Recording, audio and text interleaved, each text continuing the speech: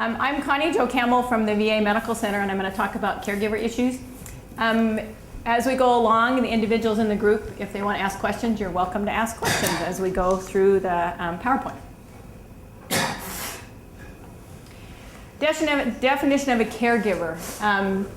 First of all, I want to ask the group about what your definition would be of caregiver. So anybody who would like to give their definition, you guys will give it and I will repeat it so the individuals who are watching this can hear it. I don't want you to see this one. Don't be looking at the definition, you guys. Give me your own definition. Craig, tell me what a definition of caregiver is. Serving one another. Okay, good. Serving one another. Anybody else? Don't look at the definition. I consider my job, as just in his particular situation, just as like the overall supervisor of the situation. Making sure the meds, the appointments, all those things are taken care of. Giving him the things he needs to concentrate on getting well, getting to the point where he can actually get the transplant, and making sure that he lives to that point. You know, if you understand what I'm getting at. Okay. That's basically my job. So your thing is that you're there supervising the treatment plan, the medications, making sure he's doing what he needs to do to stay healthy to get the transplant. Asking the questions he doesn't ask. Okay, advocating? Advocating. Asking questions. Okay. You know, that's about Anybody else have a different definition? How about an advocating parent? Advocating parent? Okay, good. I was gonna speak up what he was saying. Just without looking at, I thought he was not okay. Emotional support, spiritual support, reminders. Mines have been waking me up for meds when I'm sleeping. Okay, so Things making like- sure you're taking your meds and reminders. Exactly. Good. So those are really good definitions that you guys just gave. This is a definition that is just a general definition. What I want to say before that is some of this presentation, a lot of the presentation is general caregivers. So you guys are specific to your who you're caregiving for, but it's also, we've all been caregivers in the past. Some to either to children, to parents, to friends. You have someone in the hospital, that's still being a caregiver if you help them in any way. So I want to make sure when we're talking about this that we're looking at you guys as individual caregivers, but as caregivers as a real global as well. Keep that in mind, okay? So an individual, normally a family member, but maybe a friend, who bears the principal responsibilities for the care and well-being of another person with a chronic illness, usually in the home. So this is kind of based through the elderly population, but also for you guys. That's where a lot of the stuff came from, is that's where a lot of the research is in the elderly population. Caregiver has an equal status with professional health care team members in seeing to the medical, physical, mental, emotional, social, spiritual needs and well-being of the individual, which was part of the definition. So that was really good. Caregivers are heroes. Different parts of people that would be part of the caregiver team. Like I said, we want to look at this, how you are a caregiver to the individual you're a caregiver to, as well as more global. So a spouse, a significant other, a friend are usually the primary ones, at least through the transplant program. And then sometimes the children are or the children are the next in line. Okay. In addition to this, some individuals who are not on this are, if you belong to any organization, churches, those people can help out. Sometimes they give relief. Neighbors. So those are also part of a caregiver as well. Because sometimes there are people that will maybe not do the caregiving, but can help you with the caregiving by doing other things to relieve you to be able to take care of the individual caregiving for. Okay? Anybody that's flown has heard this every time you get on the plane. So I'm going to read this to you, and it's important for all of us who are caregivers to remember that. On an airplane, an oxygen mask descends in front of you. What do? Put the mask on. Put it on first. Okay, you put it on first. Okay. As we all know, the first rule is to put on your own mask before you assist anyone else. Only when you first help yourself, we can effectively help others. So we're going to talk a lot about that. This is going to be, obviously, we're talking about caregivers, but this is also for you guys who are patients. a lot of this stuff is going to relate to you as well on how to take care of yourself as we go along through this whole thing. Okay, Caregiver's Guide, you have an important role. As a transplant caregiver, it's really important. Or an LVAD, since some of our patients have LVADs before they get the transplant. Really important role, and we're going to talk about that. It can be stressful and even frustrating. We're going to talk about why. Okay. Take the time to adjust to your role. Many patients and caregivers who are in this situation have never been in this caregiver-patient situation. Many patients, and you guys in the room, have been working before this. We're independent, and now you're relying on someone else. It's a different role for you to play as someone helping you when you've been independent, and it's different for the caregiver to be helping you because you were independent before. So there are some adjustment to role changes. It's a long-term commitment and takes a lot of energy. This is not just, a one-week thing, we're in and out, we're done. This can be weeks and months and even longer than that. So it's not something that's quick. There's no right way to give support. It's how you want to do it and how you and your caregiver relate to each other. And you're not alone, and that's really important. That's why we have this support group, and we have the buddy system is so that you're not alone. The buddy system is really important because it's for caregivers to call other caregivers. Sometimes you just need someone to listen to, just to give it all that steam off, so you're not giving it to the patient, and also for the patient to be able to discuss. Maybe you don't feel comfortable talking to your caregiver, and someone else can help you. Maybe a better way to approach the caregiver, and if there's a conflict between the two of you. Caregiver's role: lending emotional and moral support, acknowledging that change takes time. A support group, understanding that there may be some loss of physical intimacy with a spouse or partner. Some of that you guys have already experienced because of heart failure and liver failure. Help with medical care plan that was discussed as part of the definition of caregiver, helping follow through on the care plan. Participate actively in planning tasks, help follow through on the medical treatment plan, so helping develop it and then helping follow through on it and communicating with the medical team. As Erin said earlier, as a definition, it's important for the caregiver to ask the questions because sometimes the patient doesn't remember the questions or doesn't have the questions. So it's important for the caregiver to speak up to make sure that you understand what's going on and what's going on with the patient. You're their advocate.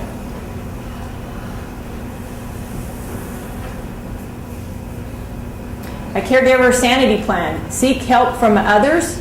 And like I said, sometimes that seek help from others is just a listening ear. If you have a list of people that you would call if you want to talk to somebody, you're stressed, whatever, you want to make sure that you are calling the individual that's most appropriate at the time you're calling them. For instance, if you're totally frustrated because a patient is maybe not being the nicest because they're on their prednisone or they're not, going to take the walk that you decided on that morning, and you're really frustrated, you're not going to call the person who's going to lecture to you about this is what you should do or this is what you should do. You just want someone to be able to say, just take a break, sit back, come back later, no big deal, that kind of thing. Sometimes it's just a listening ear, maybe a little suggestions, but not a big lecture. So you need to make sure, because some people want to give you a lot of information, and that's not what you need many times. Sometimes you do that, sometimes you don't. Sharing your feelings. It's important to share your feelings with people that you trust so that you don't build that all up. We know through a lot of research that if we hold in our stress or our negative feelings, that will affect us physically. We don't want that to affect the patient or the caregivers physically, because that's what we want to be, make sure you're all healthy, not getting sick. And when we let those feelings get into us, that's when we are more immune to getting sick, getting frustrated, getting those things that we don't need to get frustrated about if we dealt with it prior to letting it build up. Join support groups. Make sure your needs are being met. We're going to talk a lot about that. Take steps to feel more in control. As a transplant and an LVAD patient, you guys had a lot of control probably before you were on the transplant list or received your LVAD, and you still have a lot of control.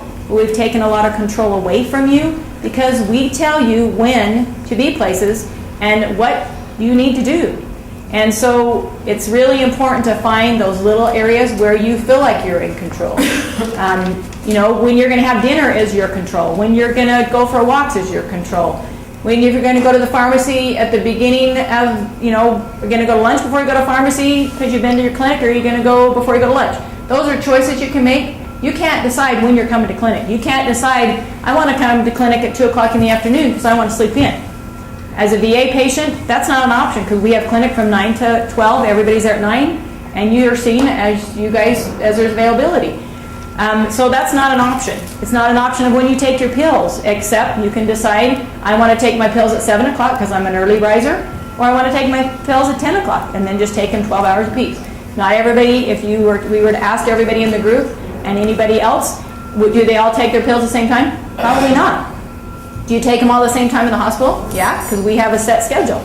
But you can adjust when you go home to what works best for you. And I would encourage you to do that as well. It doesn't make sense for you to take your medicines at 7 o'clock if you're not an early riser. It doesn't make sense to take your medicine at 10 o'clock in the afternoon, 10 o'clock in the morning, if you go to bed at 9 o'clock at night. That doesn't make sense, because then you're going to have to wake up. So you have to look at your whole schedule in order to make sure that you have some kind of control. Learn about your medical conditions. Some patients have had the medical condition for a long time. Some, it's brand new to them. So make sure you understand your whole medical condition. Plan for the future.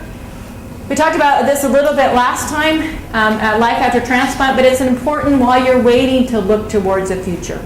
What you'll do, who knows? But look, what are your interests? Look at what your interests are. If you like to fish, think of places you'd like to fish. Maybe places in your own state. Maybe in the state that you're in when you're waiting for a transplant. You can still fish as long as you're at a distance. If you're an LVAD patient, you can still do some of those stuff if you stay within the guidance of the transplant center. Amy, you have a question? Well, I just wanted to say something to the people that are on the LVADs and stuff. I have a quote from Joyce Myers, and it says, "Patience is not the ability to wait, but it's the ability to keep a good attitude while waiting." Good.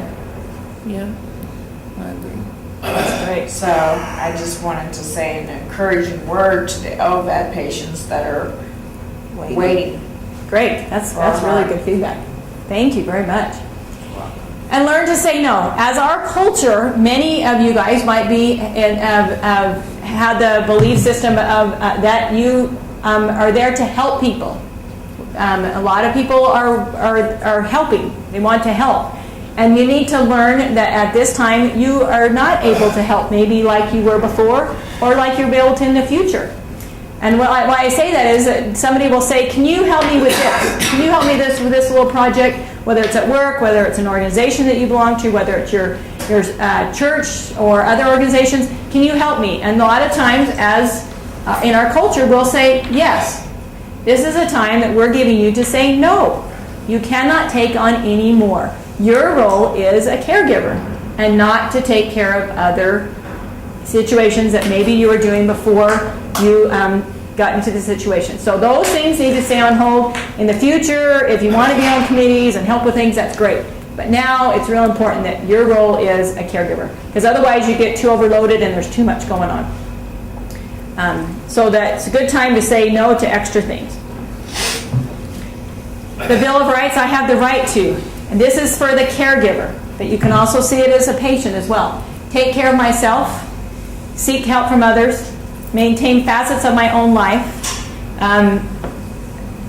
When we talk about facets of my own life, you're obviously not going to be going to some support groups that you have in your own town if you have to relocate to another place to get a transplant. But you can still do some other things like do your reading, do some hobbies, crafts, those kind of things. Those are still part.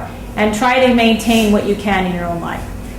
If there are groups that will be helpful to you in the city that you're in, join those. Just be flexible that you might not be able to be there if there's an appointment or something going on with the individual you're caring for. It's okay to get angry and be depressed and express difficult emotions.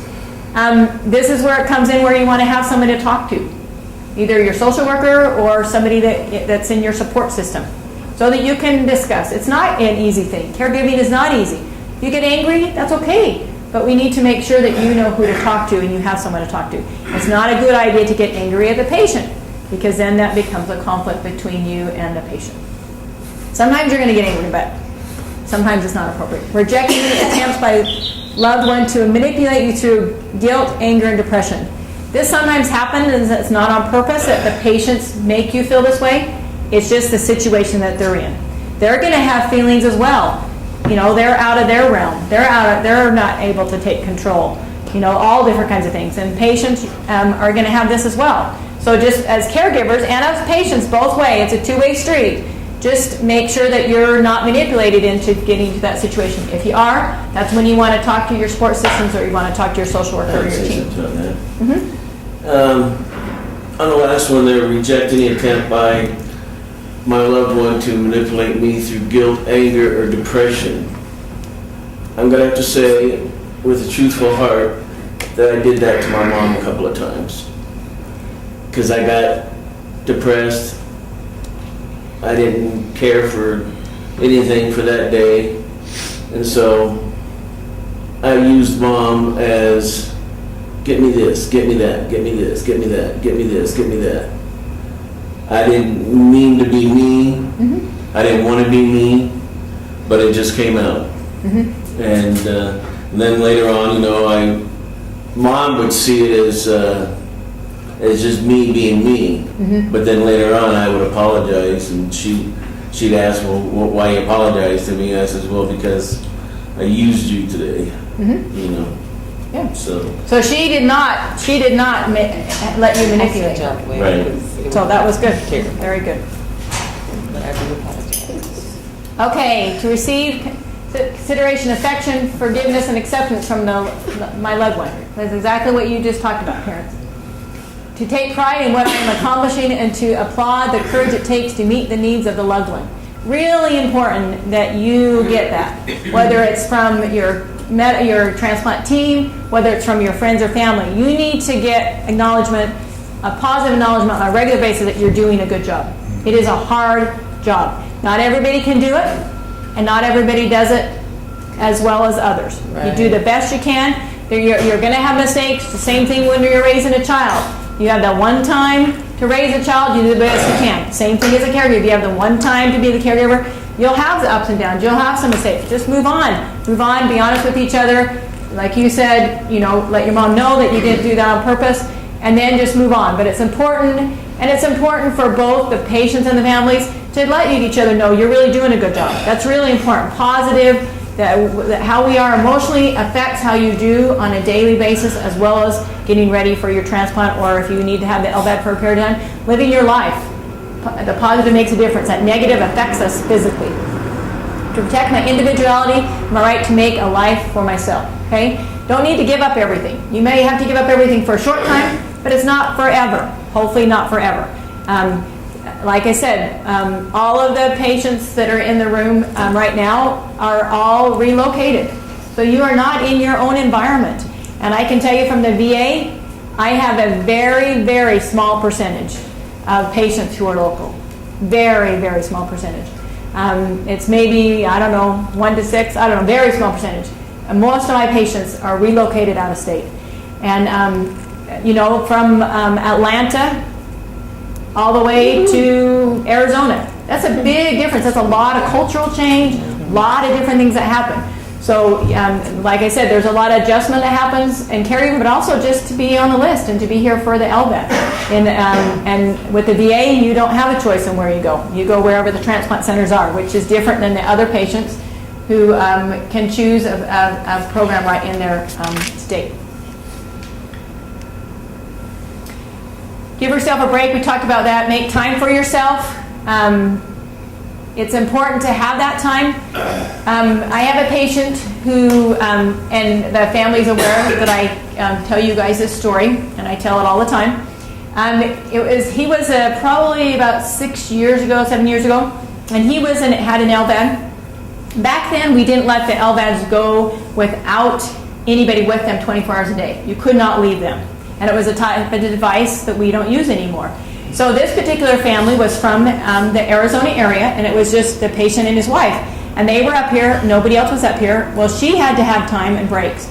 So what she would do, they were living in an apartment, and she would go out on the balcony and shut the door, and that would be her time. And he was too weak to open up the sliding glass door. So she knew that he was safe there. She would keep watching him, but that was her time where it was only her. She didn't have to worry about anything but herself, and it was for a very short time. But it was important for her to find that place. So you guys as caregivers and patients need to find a way of where you can escape, whether it's for a few minutes or whatever, when maybe you just need that break. And you need to take the break when you're not stressed. Take the break so you don't become stressed. Just take breaks periodically where it's just you're concentrating on you only and nothing else. Luckily, where my patients are in the VA right now, they're living in a hotel together. So it's a really good opportunity to ask someone else. They're all very willing to help. And so you guys in the group, if you need a break, call a next door neighbor. I'm going to run down to the store. I just need a break. Can you watch? Everybody's willing to help. So those are, and that's kind of a support system just out there. Otherwise, you make sure your neighbors or friends or whatever are available. If you don't live in a situation where there's a lot of people, your daughter or someone just to come and give you a break, even if it's for a half hour. And it's important to set up those break times as well. Be patient with the patient. Patients are not always compliant. And it's not that they're trying to not be compliant. It's just, they're just not. They just are thinking of other things or whatever. So just be patient. Be as calm as you can dealing with them. The calmer you are, the better they're going to adjust, listen to you. You raise your voice, you get angry, it's just like a child. The ears closed, you don't hear anything. Knowledge change takes time. We kind of talked about that. Eat proper diet. Important for the patients as well as us as caregivers. As a caregiver, you need to stay healthy. And a way to stay healthy is to eat good, to have plenty of rest, and lots of exercise. That's up there. Really important that you do that. If you are not healthy, then you can't take care of the caregiver. If you are not getting your exercise and your rest and your diet, you're going to be more immune to get a sickness, and then you can't take care of the patient you're supposed to be taking care of. Encourage and praise every effort. This is really important when a patient has those down days. And whether it's a day when you're just out of the hospital or it's just a day that things aren't going well, really important after surgery for the caregivers to do this. The littlest things make a huge difference. You're now no longer on the ventilator. You now have these two tubes out. You now are sitting on the side of the bed. You're now able to walk to the door. You're now able to walk around the unit. Those little things, because the patient doesn't see where they have come. They don't see that they were out for 2 days or 10 hours or whatever with the ventilator. They're ready to roll. They want out now, and they want to be running the race now, not down the road. So it's really important. Those little teeny tiny steps are really important. It's also important for you as a caregiver to remember those tiny steps. Don't get discouraged that they're not where they need to be. It's also really important not to compare yourself with other patients. You guys are the individuals here, see each other in clinic, see any group. Great to have the support, but make sure that you're not comparing. Every patient's different. Every situation was different before you even had the transplant in your medical situation. So it's important to be supportive either, but not think, well, I'm not doing well because I'm not where this person is. Your situation's all different, okay? Reach out to others who can broaden your world. Talk about that. Don't neglect your emotional needs. And if you're struggling as a caregiver or patient, like I said, talk to people or get a hold of your team so that we can help you. Recognizing these are just some different feelings that people might have. Guilt, helplessness, anger, resentment, sorrow, and grief. Studies show that an estimated 46 to 59% of caregivers are clinically depressed. Why would we say that? Because they have not taken what I just talked about. They're not as healthy as maybe they need to be, and they're not taking the breaks as they need to be. Okay? They don't have that outlet. They're 24 hours a day, 7 days a week of not being able to do it. Not that you guys aren't going to get depressed. I'm not saying that. But when this happens, we need to look at how can we help you deal with the situation. Go ahead, Amy. Amy has a question. Well, it was a little bit, it was much more difficult for me because I had to take a lot of breaks because I have been diagnosed with what is it called? Well, major depressive disorder, and so I had to take a lot of breaks. That's okay. And it's so important to do that. Did you recognize that originally, that you need to take breaks? Oh yeah, Okay, good, yeah. I just walk out the door. good. So Yeah, so it's important. It's not bad that you walk out. It's not bad that you take Right. breaks. That's why it's really important. And it was really important. It was much more important for me because You already have a. I have a clinical depression. Yeah. You know. So that's good you recognize that. Good you recognize that. Some people who don't already have that might not realize that. If you're feeling down, you're feeling sad, you're feeling just blah, that's a time to take a break. Go do what makes you happy.